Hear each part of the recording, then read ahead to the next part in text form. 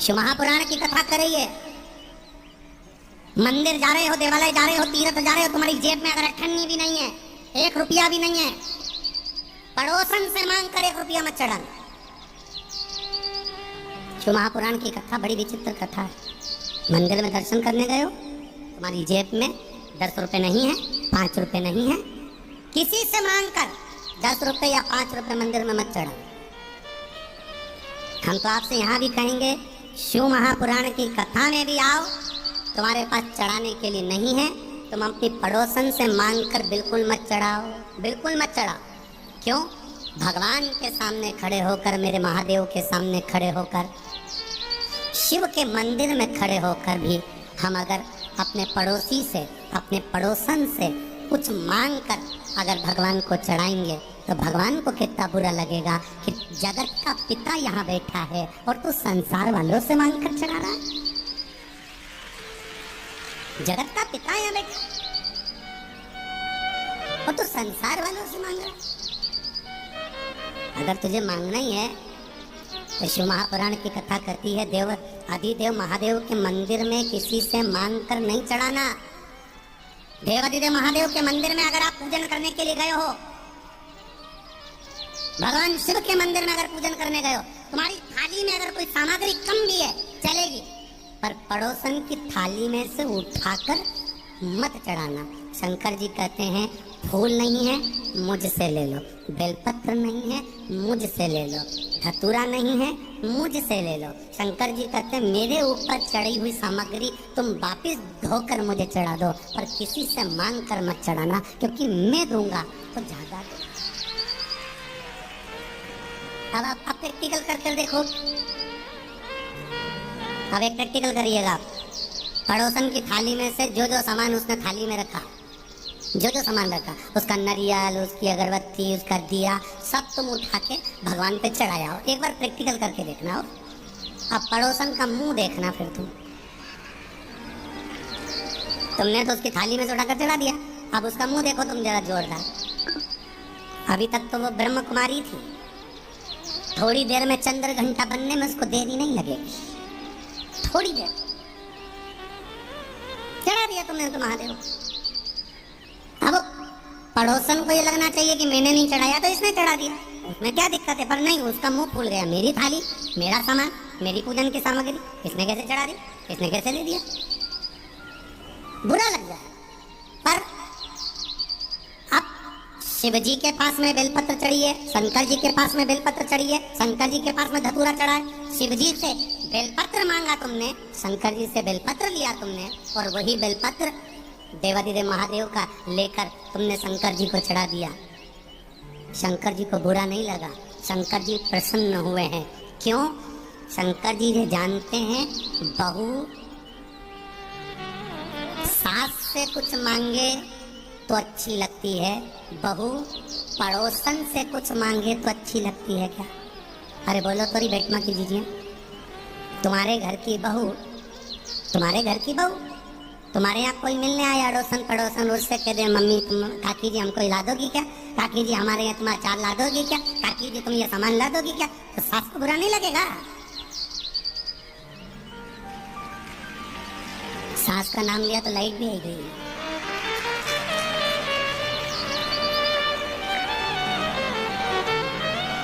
जरा विचार करिए, आप थोड़ा स्मरण करिएगा। घर की बहू, घर के बच्चे, घर के बेटा बेटी अपने घर के लोगों से मांगेंगे, माता पिता से, सास ससुर से, वृद्ध से, बुजुर्ग से मांगे, अच्छा लगेगा। पर वही पड़ोसी से मांग रहे हैं, दूसरे से मांग रहे हैं, अच्छा नहीं लगेगा। अगर दूसरे से मांग रहे हैं तो श्रेष्ठ नहीं लगेगा।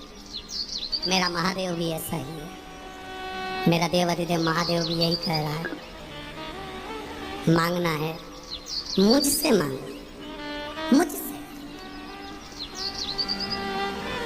दूसरे देंगे तो तेरा पेट नहीं भराएगा, दूसरा अगर देगा तो तेरा पेट नहीं भराएगा। देवादिदेव महादेव कहते हैं अगर गोरापति शिव शंकर और घड़ी अगर देगा तो आधा चावल के दाने से जब वो संसार का पेट भर सकता है, त्रिशूल को मात्र हिलाने से पूरे ब्रह्मांड को हिला सकता है, तो शिव की कथा कर रही है केवल उसकी दृष्टि पड़ते से ही तेरे पूरे कुटुंब का पेट भरा सकता है, केवल दृष्टि।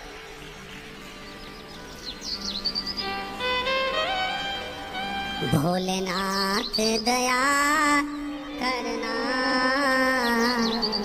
मैं तेरे भरोसे हूँ, मेरे बाबा दया करना मैं तेरे भरोसे हूँ ना।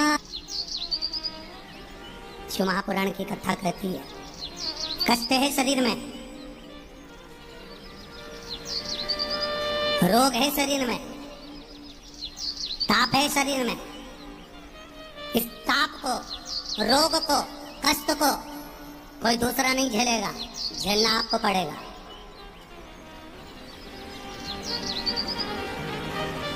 झेलना आपको पड़ेगा। शिव महापुराण की कथा कहती है जब ताप आपको झेलना है, कष्ट आपको झेलना है, रोग आपको झेलना है, तो भजन भी जम के बोलो, जरा जम के, आपको ही करना है। कोई दूसरा तुम्हारे हिस्से का भजन नहीं करेगा, कोई दूसरा नहीं करेगा, आपको ही करना है।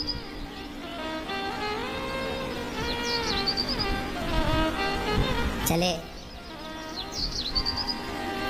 ब्राह्मण शिव महापुराण की कथा मंदिर के अंदर बैठकर कर रहे थे, चिल्ला पड़े हर हर महादेव।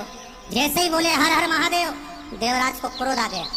देवराज को लगा मेरे तो शरीर में ताप पड़ रहा है, बुखार आ रहा है, शरीर में कष्ट हो रहा है और रोग हो रहा है, बीमारी हो रही है, और ये पंडित जी को पड़ा हर हर महादेव बोलने का। थोड़ी देर पंडित जी ने कथा सुनाई, फिर बोल दिए हर हर महादेव, फिर बोले, फिर लगा। बड़ा विचित्र ब्राह्मण है, थोड़ी थोड़ी देर में चिल्ला रहा है हर हर महादेव, हर हर महादेव, हर हर महादेव। आ गया गुस्सा, चोरी का सामान उठाया, चल दिया वापस। सीधे चोरी के सामान को उठाकर जो मंदिर से बाहर निकला, उसको नहीं मालूम था कि यह बेलपत्री का वृक्ष है। उस वृक्ष के नीचे बैठ गए, बेलपत्र के वृक्ष के नीचे बैठा। स्मरण उसकी चित्तवृत्ति में नहीं आ रहा है कि ये मैं कहां बैठा हूं। उसके तो शरीर में ताप पड़ा हुआ है, चोरी के धन को छुपाया हुआ है, और लेकर बेलपत्री के वृक्ष के नीचे जाकर बैठ गया। अब बेलपत्री का वृक्ष कोई साधारण सा अगर वृक्ष हो तो चल जाए, मेरे शिव जी की प्रियता है बेलपत्र, शंकर भगवान की प्रियता बेलपत्र। पहले भी कथा में कहा, फिर कहते हैं, जिस व्यक्ति के जीवन में धन, संपदा, वैभव, सत्ता, लक्ष्मी की थोड़ी भी कमी दिखती हो, उसको बेलपत्री के वृक्ष का पूजन चालू कर देना चाहिए।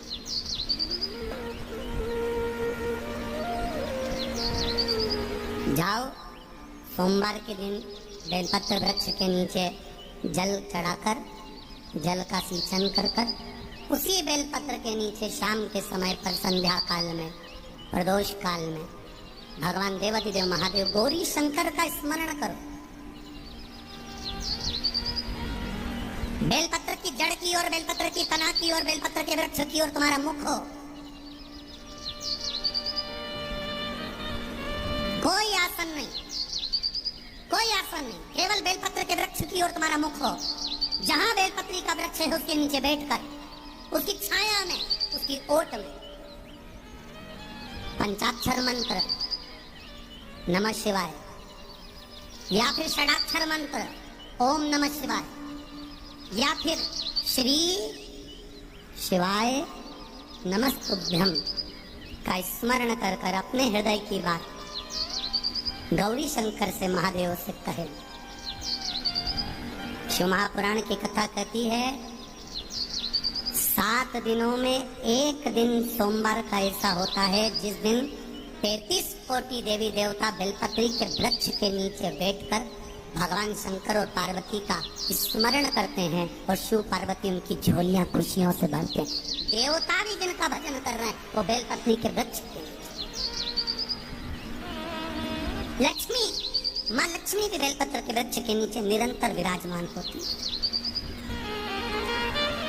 और आप लोगों से एक निवेदन और करना चाहेंगे, ये मनुष्य का शरीर जब तक रहे, ये मानव की देह जब तक रहे, जिंदगी में एक बेलपत्री का वृक्ष अपने रहते रहते कहीं पर भी लगाना, उसको बड़ा करना, उसको बड़ा कर कर जैसे अपने बच्चे को बड़ा करते हो ऐसे लगाकर बड़ा कर कर महादेव से कहना कि मैंने अपनी जिंदगी में मैं मर भी जाऊं, मेरे प्राण छूट भी जाएं, मेरे जाने के बाद मेरे घर के लोग एक लोटा जल चढ़ाएं ना चढ़ाएं, बेलपत्री चढ़ाएं ना चढ़ाएं, पर ये वृक्ष मैंने बेलपत्री का लगा दिया, अगर मैं मर भी गई तो मेरे मरने के बाद भी मेरे हाथ की बेलपत्र महादेव को चढ़ती रहेगी, महादेव को प्राप्त होती रहेगी। लगाओ एक बेलपत्री के पौधे को छोटे से बड़ा करो, बड़े से बड़ा करो, बड़े से बड़ा करो और बड़ा करने के बाद उसको कहीं तुम्हारी मर्जी पड़े जहां उस बेलपत्री के वृक्ष को लगाओ। चले भी गए तो तुम्हारे हाथ का लगा हुआ बेलपत्री का पौधा, तुम्हारे हाथ की वो बेलपत्र देवादिदेव महादेव को चढ़ती रहे। चले भी गए कि क्या ले जाओगे, क्या लाए, तुम कहना मेरा पुण्य मेरे साथ में जाएगा, मैंने जो दान करा, मैंने जो पुण्य करा, मैंने जो सत्कर्म करा, सावन के महीने में, अधिक मास के महीने में, चतुर्मास के महीने में मैंने अगर किसी भूखे को भोजन कराया है, गिलास पानी पिलाया है, मैंने अगर किसी रूप में भी किसी की सहायता करी है, वो पुण्य मेरा मेरे साथ जाएगा, वो किसी दूसरे के साथ नहीं जाएगा। हमारा करा गया कर्म हमारा। बाणासुर शिव का उपासक, एक काम था उसका बाणासुर का, एक बेलपत्री को शंकर भगवान पर समर्पित करता था, एक बेलपत्र शिव को समर्पित।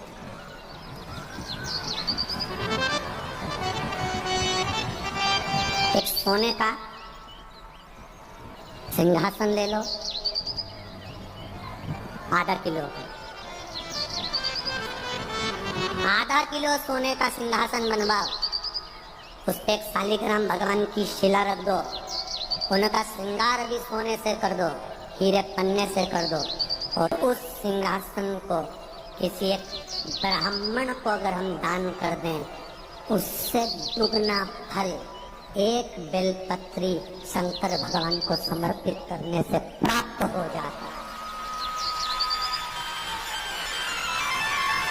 सोने के सिंहासन पर बिठाकर भी शालिग्राम शिला को हम किसी को दे रहे हैं, जितना पुण्य वो प्राप्त होगा उससे दुगना पुण्य एक बेलपत्र शंकर भगवान को मात्र समर्पित कर देने से उतना पुण्य हमें पहुंच जाता है।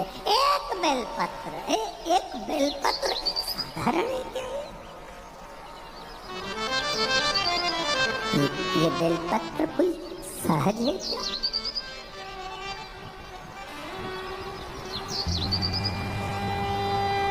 चौसठ देवियां योगनियां, ब्रह्मा विष्णु महेश, 33 कोटि देवी देवता सब इस बेलपत्र के अंतर्गत विराजमान है। इस बेलपत्र में बारिश का मौसम चल रहा है, सावन भादो, ये सब बारिश के मौसम। आप जिंदगी में एक काम अच्छा करिएगा, अपनी इस मनुष्य की देह से एक बेलपत्री का वृक्ष कहीं ना कहीं जरूर लगा देना, जिससे आप संसार से भले चले जाओ, पर आपके द्वारा वृक्ष पृथ्वी पर रहे और उसकी पत्ती टूटकर महादेव को चढ़ती रहे तो हमारी जिंदगी सार्थक है। एक